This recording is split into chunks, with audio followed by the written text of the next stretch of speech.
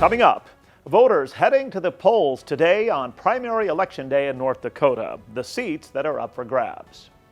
An early morning fire rips through a South Fargo office building, and an historic first for a new U.S. attorney in North Dakota. Hello and welcome to the Nightly Review. I'm Tom Tucker. We begin with a look at tonight's headlines, then a closer look with comments tonight from Fargo Mayor Tim Mahoney, talking about the positives that he says come with having several candidates running in the race for the seat he is looking to keep. And in the one-on-one conversation tonight, the head of the Minnesota Auto Dealers Association is talking about how and why there could be even more upward pressure on prices for new cars in the near future. But first, today is primary election day here in North Dakota. Republicans will be deciding on nominations for legislative seats as well as several state elected offices. 98 seats in the legislature are on the ballot this year because of redistricting. 9 statewide seats are also on the ballot, including Attorney General, Secretary of State, Ag Commissioner, Tax Commissioner, U.S. Senate, and U.S. House. A seat on the state Supreme Court and 2 seats on the Public Service Commission are also up for grabs. By the way, be sure to follow our live streaming team coverage of tonight's local election results with coverage beginning at 7 p.m. You can find links online at am1100theflag.com and at WDAYradionow.com. Fargo police are notifying residents that sex offender Anthony Perales has registered as homeless in the city.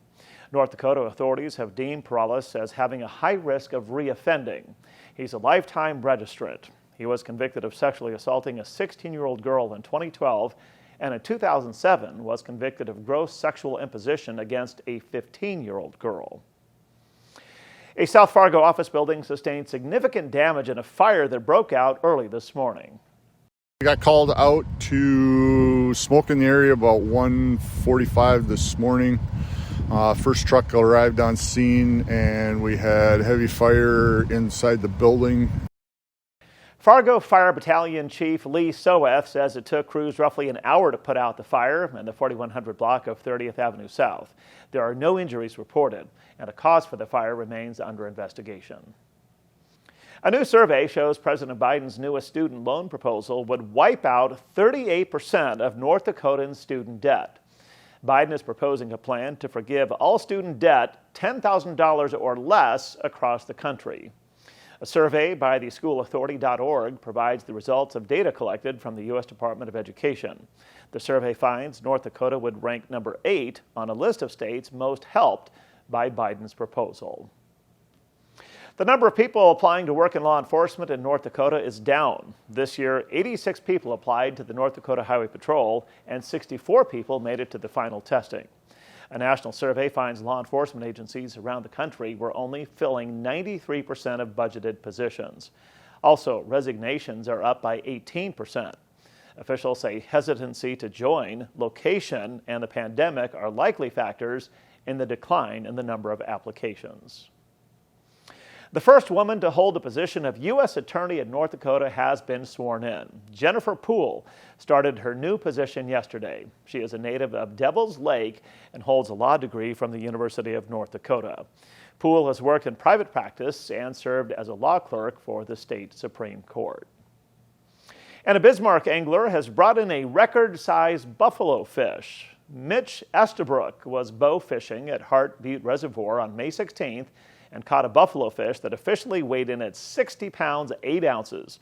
The fish beat the state record for a buffalo taken with a bow or spear. This is the biggest fish weighed in North Dakota that was not a paddlefish or a pallid sturgeon.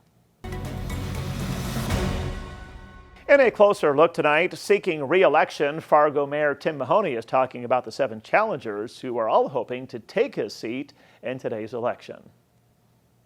The good part about having competition, then you're allowed to speak, because when I ran unopposed, then nobody ever called on me because I didn't have any competition. But you learn a lot about the city. It's an ability to listen to other candidates, what they're concerned about, what they think the constituents are concerned about as well. So for me, it's kind of a time, it's a great time to educate the public. It's a great time to show what's really going on in the city of Fargo.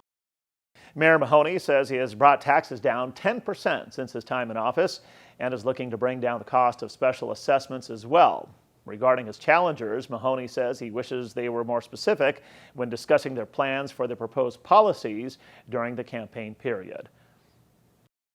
The substance of the campaign is more what I'm concerned about. And I wish they would have come forth with either better ideas or better ways of doing things, because you can just say, I'm going to get rid of specials, but what is your plan? That's a $550 million question. It's not something that's easy to solve.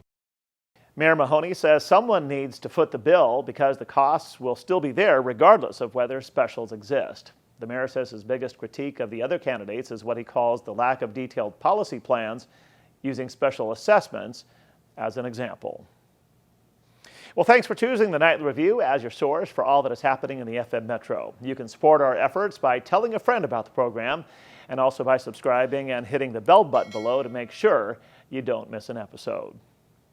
Well, weather-wise, get ready for some heat. Warmer weather is in the forecast. Meteorologist Justin Storm is in the Skywatch Weather Center to tell us more. Thanks, Tom. As we head through the rest of this evening into tonight, we'll see a slight chance for an isolated shower. Otherwise, skies will go partly cloudy. Wind will switch around to the west around 15 to 30 miles per hour. With overnight lows in the upper 50s, the wind will lighten up, but it does return out of the southwest on Wednesday, gusting up to 30. Partly sunny with a slight chance for an isolated shower. High temperatures on Wednesday right around 80 degrees. We'll cool things down to the mid-70s for Thursday. Still windy with partly cloudy skies. And for our upcoming weekend for Father's Day weekend, we'll see temperatures reaching into the upper 90s with the humidity starting to creep back in.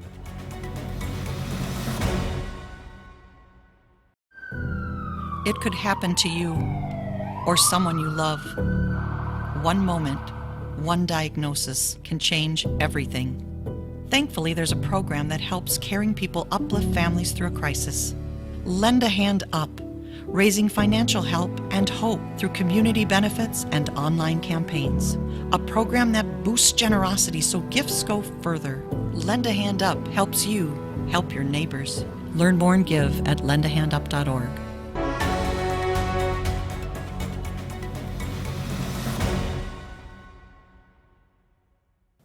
Welcome back to the Nightly Review. In tonight's one-on-one conversation, Scott Lambert, president of the Minnesota Auto Dealers Association, joins me once again to talk about his group's opposition to a new mandate ordered by Governor Tim Walz that requires car dealers to offer a minimum number of electric vehicles for sale in 2024. The mandate also requires that gas-powered cars offered for sale in Minnesota conform to California emission standards. As Lambert explains, state auto dealers have filed a lawsuit aimed at preventing the mandate from going into effect. Yeah, the governor did this by rule. This was not ever debated in the legislature. He went around the legislature to get this done. He used an administrative rule authority he thinks he has. So we're trying to overturn the rule. And we're saying two things. One is that there's a law in Minnesota that says one agency can't write rules for another agency. And in this case, it's the California Air Resources Board writing rules for the Minnesota Pollution Control Agency. That's number one. Number two is we don't qualify in Minnesota. To be a part of this program, you have to have dirty air. And Minnesota does not have dirty air. You have to have what they call areas of non-attainment of federal air quality standards. California has 106 identified geographic areas of non-attainment where the air quality is really, really bad. Minnesota has 0 areas of non-attainment and has not had any of these areas for over 20 years. So our air is very clean here in Minnesota, and we do not qualify under the federal rules to be a part of the California program. And these are just facts of law that we're seeking. We're not trying to debate the policy here. We think the administrative law judge got this wrong, and we've gone to the state appeals court to try and correct this. As I understand it, last year, a federal judge rejected a similar lawsuit filed by your group. How and why do you think your group will be successful in a legal challenge this time around? Well, we were seeking injunctive relief at that point to stop the rulemaking process. The judge said, well, this is not ripe, basically. They just said it's not ready. There is no rule. It's premature to take this on. So we waited, and the governor signed the rule into law last year. And then we thought we'd wait one more time to see if we could convince the legislature and the governor to repeal this. The governor has ignored us. He refuses to meet with us. The House refused to debate the issue. The Senate did pass a repeal, and the MPC, it just simply disregards it. So, lacking any other legislative outcome, we decided to take our grievance to court. It's the last thing we could do. You and your fellow dealers assert that if this new requirement does go into effect, that would lead to excess electric vehicle inventory on dealer lots and lead to higher prices for regular gas-powered cars. How and why would that be the case? Well, that's directly, the MPCA even admits this is going to make cars more expensive in Minnesota, because the gas-powered cars alone are built to a different standard, built to a certified standard. They got to be certified California vehicles, and everybody admits that's more expensive. It's going to be $2,000 approximately more expensive car, similar car to similar car. Side by side, you can't tell the difference between the cars, but the California car is more expensive. Because anytime you start certifying any kind of certification process, think of a LEED certification for a building, that sort of thing. It just takes more. It's more bureaucracy. It's more costs, more administrative costs to do it. So yes, everything is going to get more expensive. Electric vehicles, compared to their vehicle that's a gas-powered vehicle, are about $12,000 more, roughly between $10,000 and $12,000 more per vehicle. And again, now you're not buying gasoline, but you are powering it somehow. So it's harder to tell because electric rates are different all over the state. If you're going to save money or not. Gas prices are coming up. That might produce more interest in electric vehicles. But again, we're going to be asked to sell a quarter of our fleet is going to have to be electric. And I'd like to thank Scott Lambert, president of the Minnesota Auto Dealers Association, for joining me for tonight's one-on-one conversation. I'll continue to follow their legal challenge to Governor Walz's mandate. Well, that will do it for this Monday night, June 14th, 2022. I'm Tom Tucker. Thanks for watching the Nightly Review.